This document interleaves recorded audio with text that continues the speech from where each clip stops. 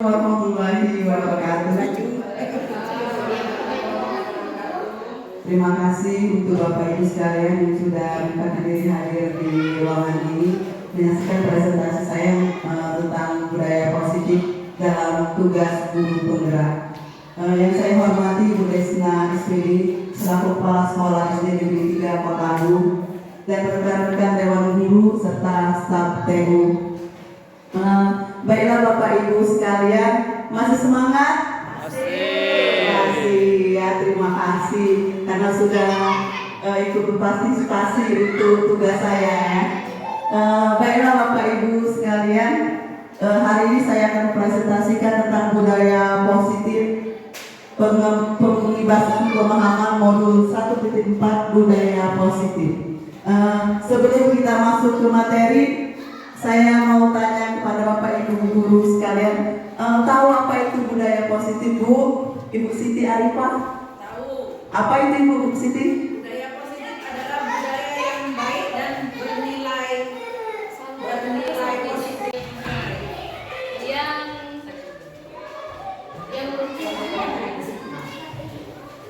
budaya yang merupakan pola nilai yang terus berkembang. Iya, betul sekali. Budaya positif ini biasa kita terapkan di sekolah kita. Sudah kita terapkan belum, Bu Guru? Sudah ya. Bisa kasih contoh Ibu Siti? Bisa. Apa itu? Gotong royong membersihkan lingkungan. Betul sekali. Membersihkan kelas. Iya betul, membersihkan kelas, bergotong royong membersihkan lingkungan kelas, membuat peraturan atau keyakinan kelas ya. Itu contoh budaya positif yang ada di sekolah. Semuanya sudah diterapkan ya Bapak Ibu? Sudah. Alhamdulillah. Sekarang kita masuk ke budaya positif. Budaya positif di sekolah ialah nilai-nilai keyakinan dan kebiasaan-kebiasaan di sekolah yang berpihak kepada murid, sehingga dapat berkembang menjadi pribadi yang kritis, penuh hormat dan bertanggung jawab. Berarti budaya positif tersebut kita terapkan di sekolah itu karena harus berpihak kepada murid, ya, berpihak kepada siswa. Di sana ada eksplorasi konsep tentang budaya positif, perubahan paradigma, stimulus respon, lawan, teori kontrol, kemudian keyakinan kelas, hukuman dan penghargaan, kemudian 5 posisi kontrol yang ada di dalam budaya positif.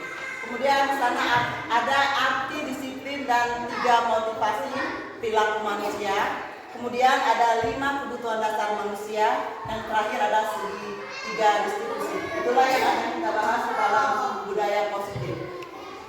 Sekarang yang pertama, perubahan paradigma budaya positif. Menurut Dr. William Glasser, dalam kontrol teori untuk meluruskan beberapa miskonsepsi tentang kontrol. Pertama, ilusi guru mengontrol murid, ilusi bahwa semua penguatan positif efektif dan bermanfaat. Yang kedua, ilusi bahwa kritik dan membuat orang merasa bersalah dapat menguatkan karakter peserta didik. Yang ketiga, ilusi bahwa orang dewasa memiliki hak untuk memaksa. Kemudian ada ilusi guru mengontrol murid. Yang pertama, pada dasarnya kita tidak dapat memaksa murid untuk berbuat sesuatu jikalau murid tersebut memilih untuk tidak melakukannya, walaupun tampaknya kita sedang mengontrol perilaku murid tersebut. Hal ini karena murid tersebut sedang mengizinkan dirinya dikontrol. Kemudian yang kedua, pada saat itu bentuk kontrol guru menjadi kebutuhan dasar yang dipilih murid tersebut. Teori kontrol menyatakan bahwa semua perilaku memiliki tujuan, bahkan terhadap perilaku yang tidak disukai. Ilusi bahwa semua penguatan positif efektif dan bermanfaat. Yang pertama, positif atau bujukan adalah bentuk-bentuk kontrol. Yang kedua, segala usaha untuk mempengaruhi murid agar suatu perilaku tertentu adalah suatu usaha untuk mengontrol murid tersebut. Dan dalam jangka waktu tertentu, kemungkinan murid tersebut akan menyadarinya dan mencoba untuk menolak bujukan kita atau bisa jadi murid tersebut menjadi tergantung pada pendapat sang guru untuk berusaha. Kemudian ada ilusi bahwa kritik dan membuat orang merasa bersalah dapat menguatkan karakter. Yang pertama, kritik dan rasa bersalah untuk mengontrol murid pada identitas gagal. Kemudian yang kedua, mereka belajar untuk merasa buruk tentang diri mereka. Mereka mengembangkan dialog diri yang negatif. Kemudian yang ketiga, kadang-kala sulit bagi guru untuk mengidentifikasi bahwa mereka melakukan perilaku ini karena seringkali guru cukup untuk menggunakan suara halus untuk menyampaikan pesan negatif. Selanjutnya, ilusi bahwa orang dewasa memiliki hak untuk memaksa. Yang pertama, banyak orang dewasa yang percaya bahwa mereka memiliki tanggung jawab untuk membuat murid berbuat hal-hal tertentu. Yang kedua, apapun yang dilakukan dapat diterima selama ada sebuah kemajuan berdasarkan sebuah pengukuran kinerja. Kemudian yang ketiga, pada saat orang dewasa akan menyadari bahwa perilaku memaksa tidak akan efektif untuk jangka waktu panjang dan sebuah hubungan permusuhan akan terjadi. Nah, di sini ada stimulus respon lawan teori kontrol pandangan tentang dunia. Stimulus respon tentang dunia. Ada yang pertama, realitas. Kemudian yang kedua, semua orang melihat hal yang sama. Ketiga, kita mencoba mengubah agar berpandangan sama dengan kita. Yang keempat, orang lain bisa mengontrol saya. Yang kelima, saya bisa mengontrol orang lain. Kemudian teori kontrol tentang dunia. Ada 5. Yang pertama, realitas. Kedua, setiap orang memiliki gambaran berbeda. Yang ketiga, kita berusaha memahami pandangan orang lain tentang dunia. Keempat, semua pelaku dunia. Dan kelima, Anda tidak bisa mengontrol orang lain. Oke. Sekarang kita masuk ke arti disiplin dan 3 motivasi perilaku manusia. Bapak Ibu sekalian, tahu itu disiplin? Dina? Disiplin adalah bekerja sesuai dengan waktu. Oke, betul sekali. Ada yang lain? Apa itu disiplin? Ibu Tias? Disiplin merupakan sesuatu yang berat seseorang agar dapat mengerjakan sesuatu sesuai dengan apa yang sudah dilalui. Oke. Oke, di sini kita akan membahas kata disiplin. Arti disiplin dan 3 motivasi perilaku manusia. Misalnya disiplin berasal dari bahasa Latin yang berarti disiplina, ya, yang artinya belajar. Kemudian makna asal kata ini berkonotasi dengan disiplin diri dari Socrates dan Plato. Disiplin diri membuat orang menggali potensi menuju sebuah tujuan apa yang dihargai. Dalam budaya kita, makna kata disiplin telah berubah menjadi suatu orang pada orang lain untuk mendapatkan kepatuhan. Berarti disiplin itu bisa peraturan atau kepatuhan, ya. Kecenderungan umum adalah menghubungkan kata disiplin dengan ketidaknyamanan, bukan apa yang kita hargai atau pencapaian suatu tujuan. Oke. Ketika kita mendengar kata disiplin, yang terbayang di benak kita adalah apa? Yang terlintas di pikiran kita, kebanyakan orang akan menghubungkan kata disiplin dengan kata tertib, ya. Ketertiban, peraturan. Di situ ada tertib, teratur, dan ada peraturan. Itu yang ada biasanya yang ada di benak kita kalau kita melihat kata disiplin. Kata disiplin juga sering dihubungkan dengan hukuman. Nah, hukuman padahal itu sungguh berbeda karena belajar tentang disiplin positif tidak harus dengan memberikan hukuman. Justru itu adalah salah satu alternatif terakhir dan perlu tidak digunakan sama sekali. Karena biasanya hukuman itu membekas biasanya akan teringat terus oleh siswa. Kalau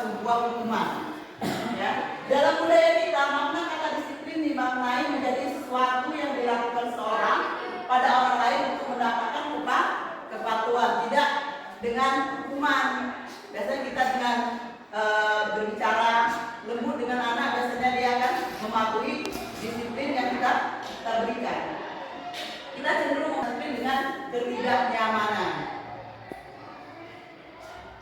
3 motivasi perilaku manusia. Ada 3 motivasi perilaku manusia. Yang pertama, untuk menghindari ketidaknyamanan atau hukuman. Kedua, untuk mendapatkan imbalan atau penghargaan dari orang lain. Ketiga, untuk menjadi orang yang mereka inginkan dan menghargai diri sendiri dengan nilai-nilai yang mereka percaya.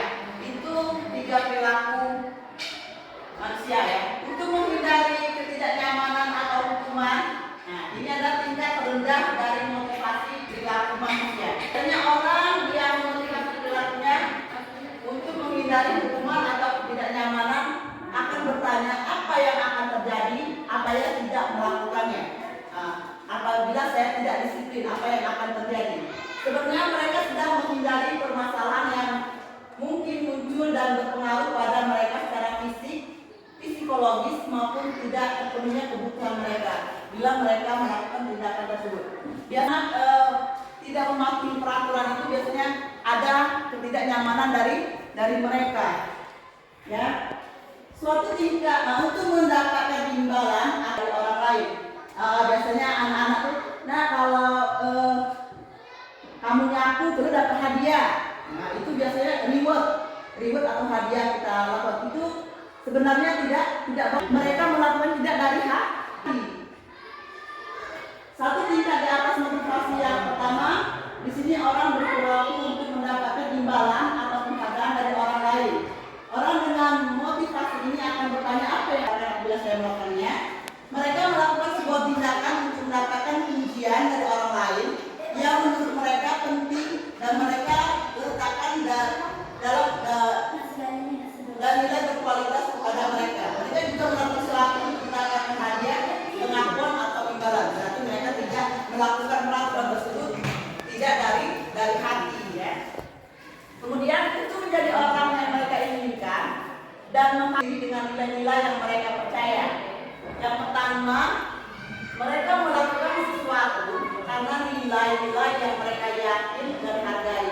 Dan mereka melakukannya karena mereka ingin menjadi orang yang melakukan nilai-nilai mereka yakini tersebut. Yang kedua, ini adalah motivasi yang akan membuat seorang memiliki disiplin positif karena motivasi berperilakunya bersifat internal bukan eksternal. Masih semangat ibu-ibu? Masih. Terima kasih ya. Kemudian yang kedua, keyakinan kelas, hukuman dan taat. Nah, keyakinan kelas itu biasanya kesepakatan yang kita buat di dalam kelas. Itu antara siswa dan guru. Beda dengan peraturan. Kalau peraturan itu biasanya sudah dibuat oleh sekolah. Kalau peraturan. Tapi kalau keyakinan atau kesepakatan kelas itu dibuat di dalam kelas, cuma siswa dengan guru. Misalnya datang tepat waktu, tidak mencontek.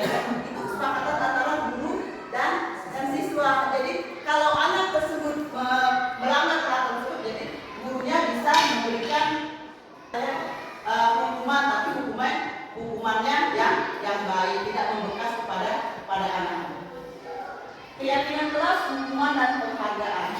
Untuk terbentuknya budaya positif, pertama perlu diciptakan dan disepakati keyakinan atau prinsip-prinsip dasar bersama di antara para warga kelas. Berarti cuma lingkup kelas, tidak di luar kelas. Keyakinan yaitu nilai-nilai kebajikan atau prinsip-prinsip universal yang disepakati bersama secara universal, lepas dari latar belakang suku, negara, bahasa maupun agama. Itu menurut Gozer tahun 1998. Kemudian suatu keyakinan akan lebih memotivasi orang yang dalam akan memotivasi secara intrinsik. Nah, ini masih tentang keyakinan kelas. Keyakinan kelas, hukuman dan penghargaan. Keyakinan kelas, mengapa tidak peraturan kelas saja? Ya, karena kalau peraturan tadi sudah kita bilang peraturan itu mencakup yang sudah dibuat, biasanya sudah dibuat di sekolah oleh sekolah. Jadi semuanya harus mengikuti peraturan tersebut. Tapi kalau keyakinan kelas tadi cuma dibuat di dalam warga kelas antara siswa dan wali kelas. Ya. Mengapa adanya keyakinan kelas penting untuk terwujudnya sebuah budaya positif?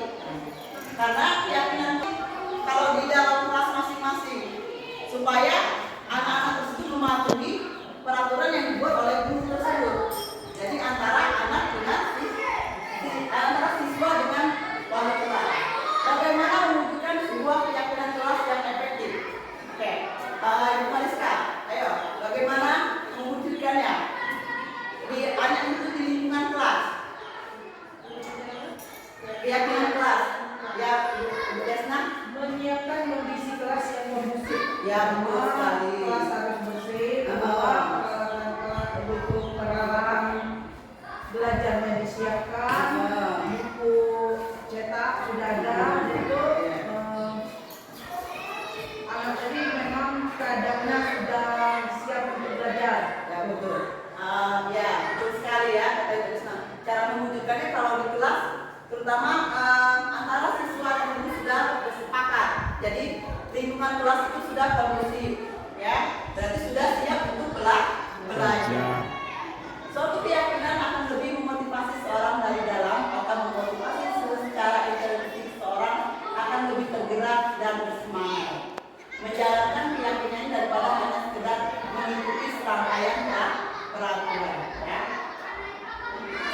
Hukuman bersifat satu arah dari pihak guru yang memberikan, dan guru hanya suatu hukuman tanpa suatu diskusi atau pengarahan dari pihak guru baik sebelum atau tidak. Hukuman yang diberikan bisa berupa fisik maupun verbal dan disaksi oleh suatu perbuatan atau kata-kata. Nah, itu biasanya hukuman, ya, karena membekas. Berarti kalau kita berkata kasar kepada siswa itu sudah membekas, itu yang namanya hukuman. Itu bisa dirasakan atau membekas di hati siswa. Disiplin dengan bentuk sanksi atau konsekuensi sudah terencana atau sudah dikatakan, kita tidak boleh. Kalau kamu tidak datang, bata sapu lidi. Nah, itu tidak boleh sebenarnya. Ya, sudah masuk hukuman. Arpikon Panis Disregard tahun 1993 wawancara ISDD Annual Conference Maret 1995 mengungkapkan baik penghargaan maupun hukuman adalah cara-cara mengontrol perilaku seorang yang menghancurkan potensi untuk pembelaan sesungguhnya. Menurut Kon, secara ideal, tindakan belajar itu sendiri adalah penghargaan sesungguhnya. Kon selanjutnya juga mengungkapkan beberapa alasan mengapa penghargaan justru sama seperti menghukum seseorang.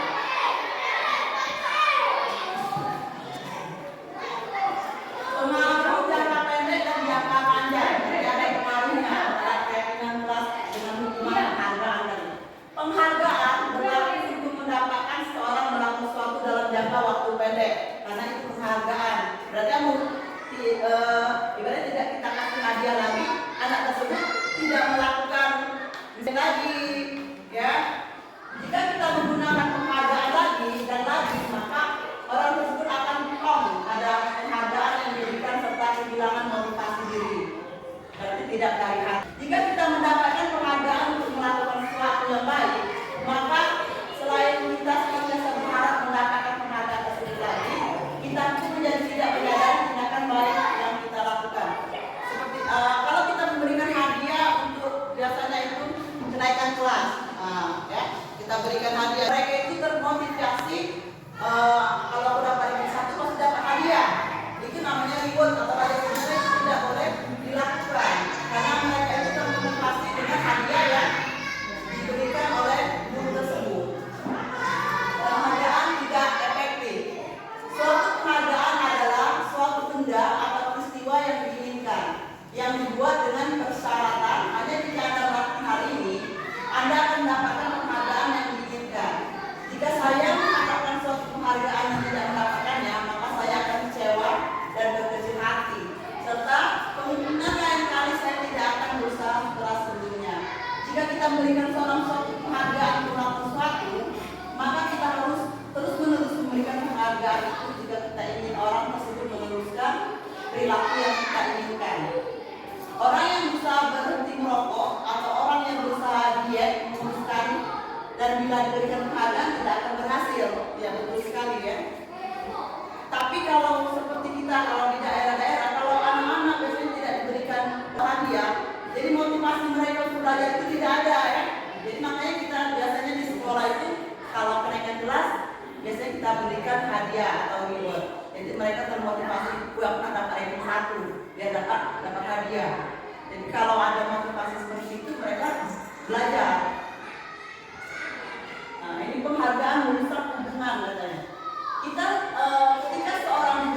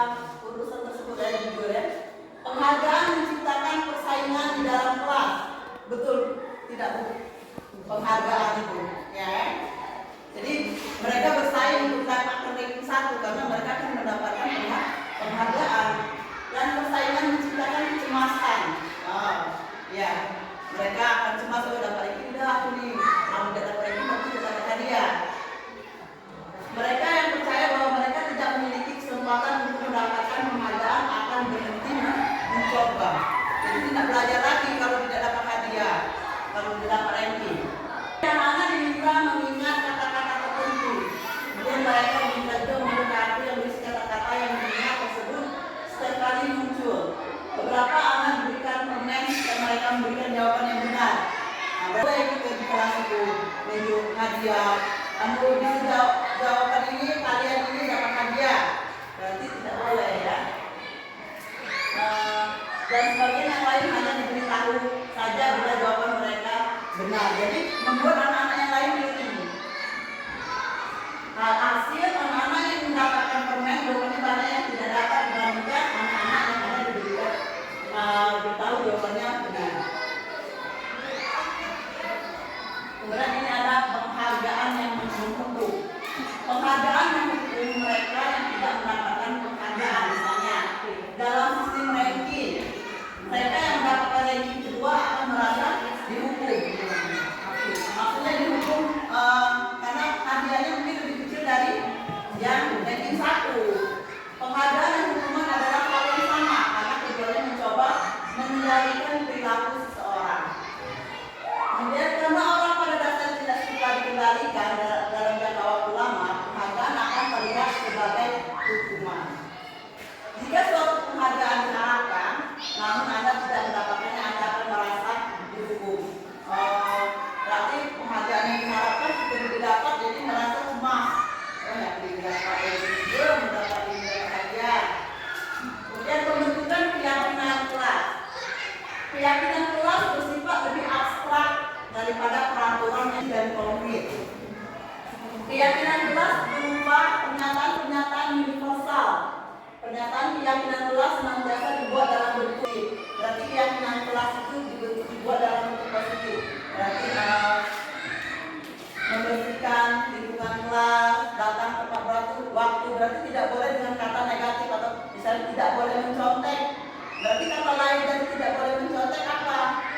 Harus menghargai teman, yang menghormati guru, yaitu contohnya ya. Keyakinan kelas sebenarnya tidak terlalu banyak sehingga mudah diingat dan mudah dilaksanakan oleh siswa. Dibahas oleh semua warga kelas. Keyakinan kelas sebaiknya sesuatu yang dapat diterapkan di lingkungan tersebut. Semua warga kelas sebenarnya ikut berkontribusi dalam pembuatan keyakinan kelas lewat kegiatan curah pendapat, bersedia meninjau kembali keyakinan kelas dari waktu ke waktu. Berarti keyakinan kelas itu tidak usah banyak-banyak di kelas kita itu. Bisa 1, 2, 3 bisa datang tepat waktu, menjaga kebersihan kelas. Dan diingat yang bisa dilaksanakan. Banyak tapi tidak dilaksanakan di dalam kelas. Pembentukan keyakinan kelas. Salah satu kegiatan lain yang dapat dilakukan untuk memperdalam keyakinan kelas adalah mempelajari tanggung jawab setiap warga kelas. Keyakinan bertanggung jawab serta hak seorang ada sesuatu yang diungkapkan oleh pengajar dalam cara tentang penumbuhan murid yang merdeka. Berakhlak mereka itu bukan hanya tidak seperintah saja, tetapi harus juga dapat menegakkan dirinya dan mengatur kehidupannya dengan tertib. Dalam hal ini termasuklah juga mengatur tertibnya berhubungan dengan kemerdekaan orang lain. Menurut pengajar dalam cara buku kuning halaman 4. 5 kebutuhan dasar manusia. 5 kebutuhan dasar manusia yang pertama ada kebutuhan bertahan hidup. Berarti yang namanya kebutuhan bertahan hidup ada pangan, kemampuan, cinta dan kasih sayang. Kira-kira kalau di sekolah itu kita harus menerapkan cinta dan kasih sayang kepada siswa guru untuk menumbuhkan sifat motivasi mereka dalam belajar. Kemudian penguasaan atau kebutuhan pengakuan atas kemampuan. Yang ketiga kebebasan. Kebebasan dalam arti bukan bebas melakukan sesuatu yang negatif, ya. Kemudian yang kelima kesenangan, kebutuhan untuk merasa senang. Ini ada 5 posisi kontrol. Yang pertama sebagai penghukum, yang kedua membuat orang merasa bersalah, yang ketiga sebagai teman, yang keempat pemantau atau monitor, yang kelima sebagai manajer. Biasanya yang kita dulu sering lakukan itu sebagai pemantau. Ya, tetapi kalau biasanya kalau kepala sekolah itu sebagai manajer biasanya ya. Kemudian yang terakhir segitiga restitusi bagi murid untuk memperbaiki kesalahan mereka sehingga mereka bisa kembali pada kelompok mereka dengan karakter yang lebih kuat. Gozen 2004. Restitusi itu biasanya dilakukan ketika siswa membuat masalah, kemudian untuk memecahkan masalah tersebut kita buat restitusi. Misalnya si A tidak datang sekolah, kita tanyakan dengan baik, itu yang namanya restitusi. Tanya jawab, misalnya Iya, penguatan. Itu namanya penguatan, restitusi atau penguatan. Biasanya itu anak misalnya tidak datang, kita tanya baik-baik mengapa tidak datang. Jangan langsung kita vonis, ya. Kenapa tidak datang? Kita panggil ke kelas, terus kita panggil ke kantor, kita bicara dengan baik-baik. Restitusi adalah sebuah cara menanamkan disiplin positif pada murid. Melalui restitusi, ketika murid melakukan kesalahan, maka guru akan menanggapi dengan cara yang memungkinkan murid untuk membuat evaluasi internal tentang apa yang dapat mereka lakukan untuk memperbaiki kesalahan dan menempatkan kembali harga dirinya. Restitusi bukan untuk menebus kesalahan, tetapi untuk belajar dari kesalahan yang mereka buat. Merupakan suatu tawaran, bukan paksaan, menuntun untuk melihat ke dalam diri. Murid belajar mengambil makna dari setiap kesalahannya dan berusaha untuk menyelesaikan permasalahannya dengan penuh rasa tanggung jawab.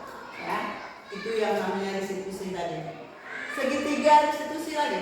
Restitusi juga merupakan proses kolaboratif yang mengajarkan murid untuk mencari solusi untuk masalah dan membantu murid berpikir tentang orang seperti apa yang mereka inginkan dan bagaimana mereka harus memperlakukan orang lain.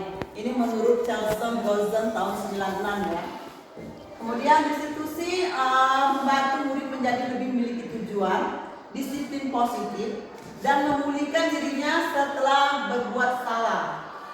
Penekanannya bukanlah pada bagaimana berperilaku untuk menyenangkan orang lain atau menghindari ketidaknyamanan, namun tujuannya adalah menjadi orang yang menghargai nilai-nilai kebajikan yang mereka percayai. Ciri-ciri restitusi ada 10. Yang pertama, restitusi bukan untuk menebus kesalahan, namun untuk belajar dari kesalahan. Yang kedua, restitusi memperbaiki hubungan. Yang ketiga, restitusi adalah tawaran bukan paksaan. Yang keempat, restitusi menuntut untuk melihat ke dalam diri. Yang kelima, restitusi mencari kebutuhan dasar yang mendasari tindakan. Yang keenam, restitusi diri adalah cara yang paling baik. Yang ketujuh, restitusi fokus pada karakter bukan tindakan. Yang kedelapan, restitusi menguatkan. Yang sembilan, restitusi fokus pada solusi. Dan yang terakhir, restitusi mengembalikan murid yang berbuat salah pada kelompoknya. Pembentukan keyakinan kelas di SD Negeri 3 Kota Agung.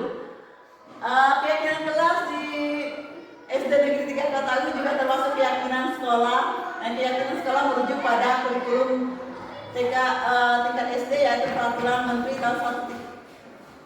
137 sampai 146, yaitu adanya pendidikan karakter. Dalam hal ini saya mengajarkan sejawat untuk membuat standar operasional pelajaran mulai dari bersalaman saat masuk sekolah. Sudah kita terapkan belum, ibu-ibu? Sudah, alhamdulillah, sudah kita terapkan. Berarti gurunya yang harus datang lebih pagi daripada muridnya ya. Dengan menerapkan salam, dapat senyum dan santun.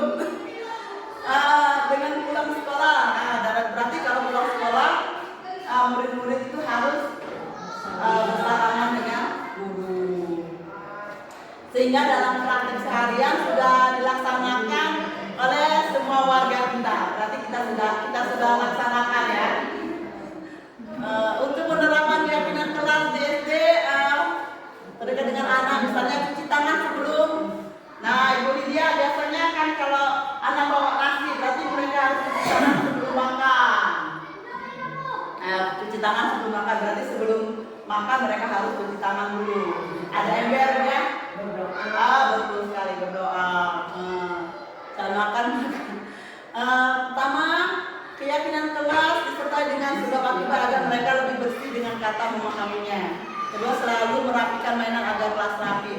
kalau mereka bermain di kelas berarti sesudah bermain mereka harus rapikan. Kalau mereka bermain bola di lapangan, sudah main bola berarti bolanya harus dikembalikan lagi karena jangan bawa pulang.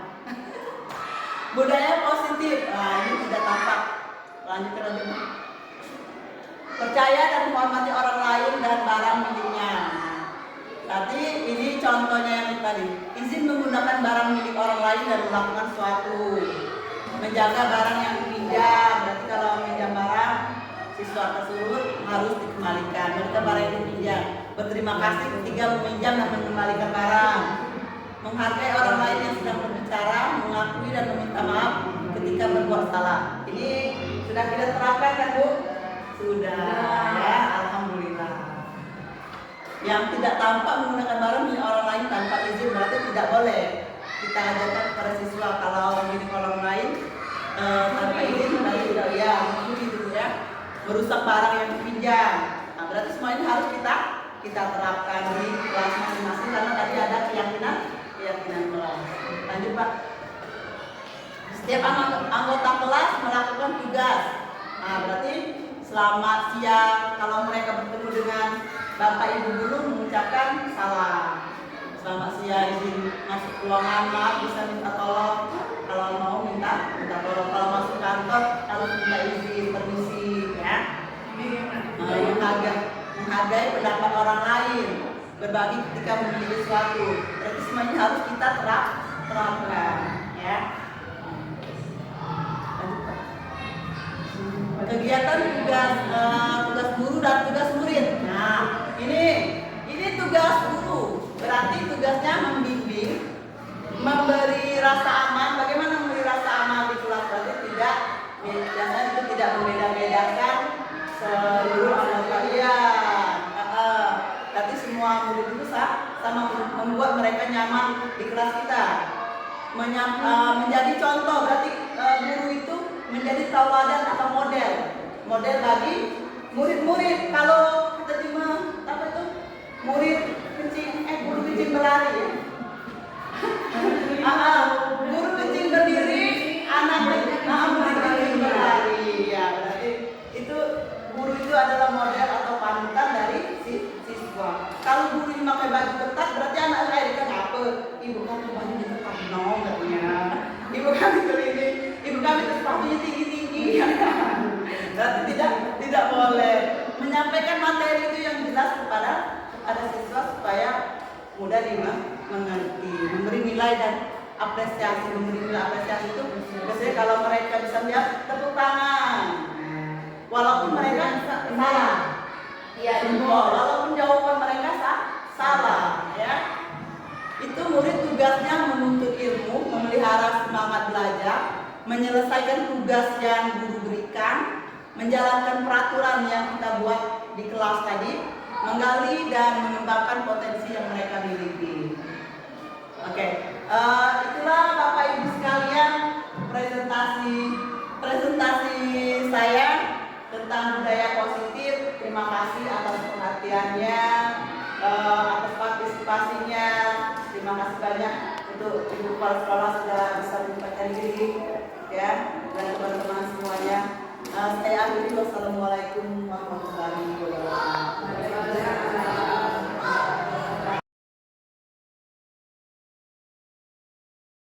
Assalamualaikum warahmatullahi wabarakatuh. Waalaikumsalam warahmatullahi wabarakatuh. Apa kabar hari ini anak-anak? Baik. Alhamdulillah. Luar biasa.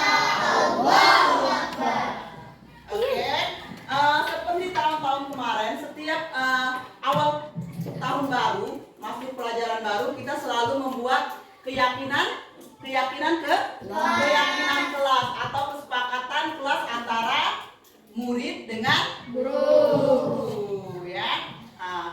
Sebelum kita membuat keyakinan kelas atau kesepakatan kelas, Ibu akan menjelaskan sedikit tentang kesepakatan kelas atau keyakinan kelas. Keyakinan kelas adalah kesepakatan antara guru dan siswa untuk membuat sebuah peraturan yang ada di kelas. Jadi supaya kelas kita itu aman, dalam melakukan pembelajaran, maka kita buat keyakinan kelas ya. Ayo, siapa yang tahu contohnya? Contoh keyakinan kelas apa, Yuda? Membersihkan kelas. Membersihkan kelas. Berarti kalau membersihkan kelas, apa itu menjaga menjaga kebersihan. Ada lagi nak? Siapa yang tahu? Yang bisa? Yang lain? Iya? Oke, datang tepat waktu. Itu contoh keyakinan kelas atau kesepakatan yang kita buat di dalam kelas. Oke. Sebelum kita membuat keyakinan kelas atau kesepakatan kelas, Ibu akan membagikan kertas tempel. Nah, nanti kertas ini kalian tempelkan, kalian buat menurut kalian kesepakatan apa, keyakinan apa yang ada yang kita sepakati nanti di kelas. Nanti kita cari masukan yang paling banyak. Oke? Oke, Ibu akan bagikan ya. Nanti kalau sudah ditempel ya nak.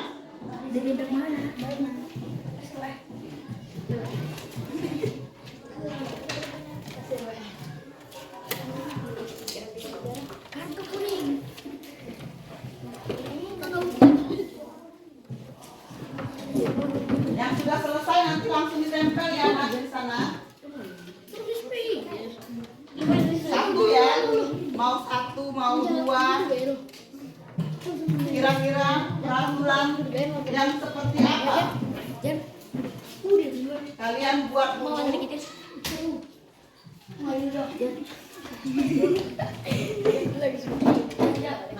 sepakati bersama.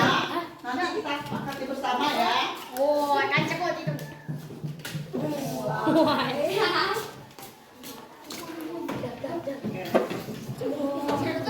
kita sepakati bersama. Ayo kalian tulis dulu.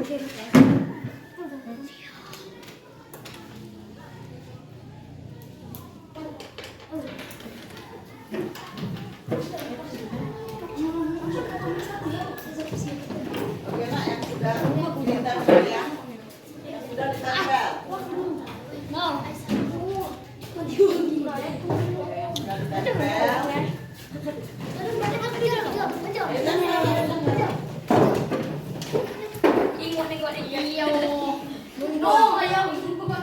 Gantian ya nak.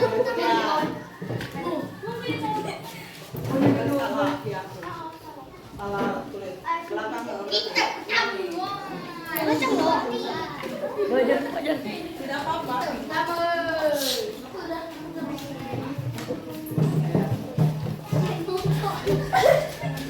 Ayo benar-benar.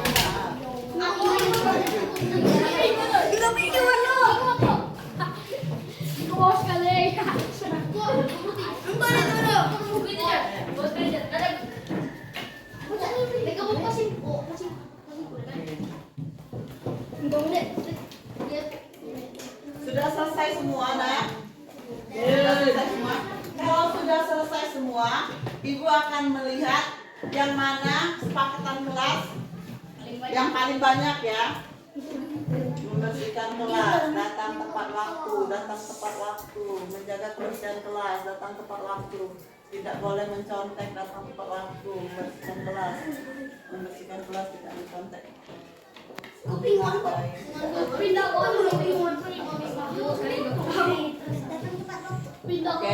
kita ambil ya.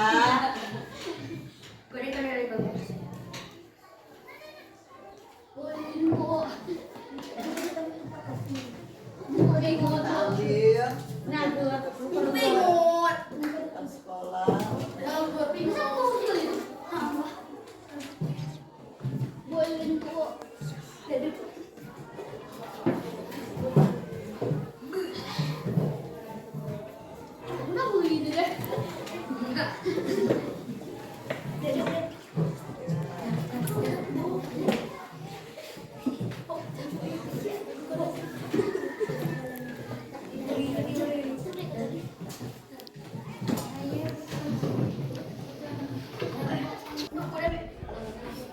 Ada 7 keyakinan kelas yang sudah kita sepakati. Ya, ada 7 keyakinan kelas yang sudah kita sepakati. Yang pertama, menjaga kebersihan kelas. Menjaga kebersihan kelas. Yang kedua, datang tepat waktu. Yang ketiga, menghormati guru yang sedang mengajar. Yang keempat, menghargai dan menghormati teman, ya. Yang kelima, semangat. Yang keenam,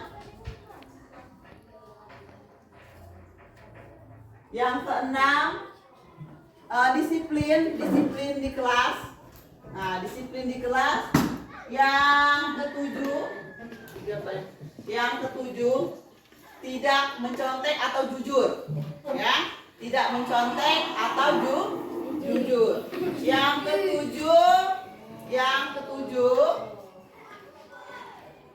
ketujuh, selalu bergotong royong di kelas. Berarti bekerja sama dalam menjaga kelas.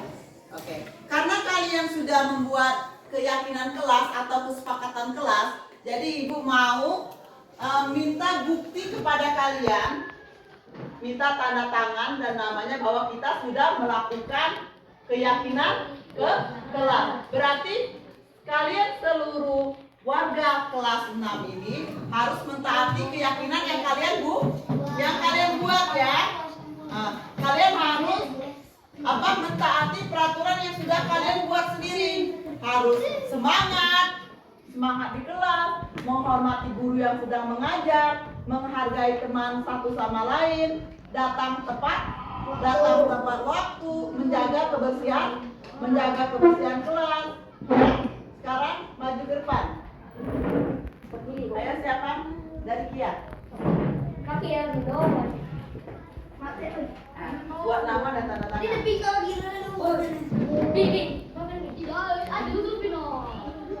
Tanda tangan sini. Oke, selanjutnya buat nomor ya. Ya.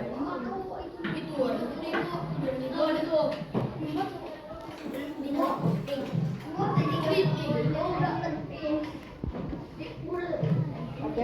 Terakhir aku bawa sini bawa.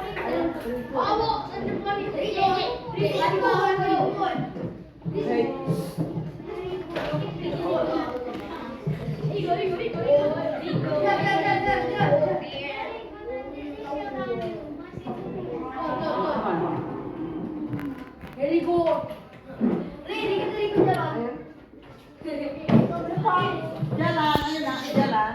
Ayo tanda tangan. Maju.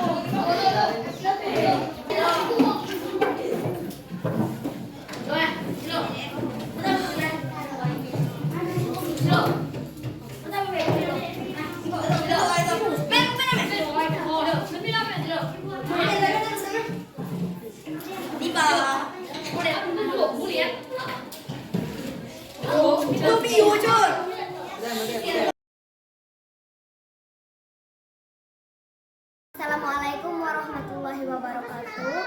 Saya Amelia Dewi Pertiwi dari kelas 6. Assalamualaikum warahmatullahi wabarakatuh. Perkenalkan nama saya Diana Kalia dari kelas 6. Assalamualaikum warahmatullahi wabarakatuh. Perkenalkan nama saya Aisyah Syafitri dari kelas 6. Assalamualaikum warahmatullahi wabarakatuh. Perkenalkan nama saya Dipo dari kelas 6. Assalamualaikum warahmatullahi wabarakatuh. Perkenalkan nama saya Yuda Pratama dari kelas 6. Senang. Sangat bersemangat. Sangat senang. Sangat bersemangat. Penting. Sangat penting. Sangat penting. Sangat penting. Membuat kita lebih disiplin. Karena membuat kita saling menghargai. Karena membuat kita lebih baik lagi. Karena membuat kita lebih bertanggung jawab.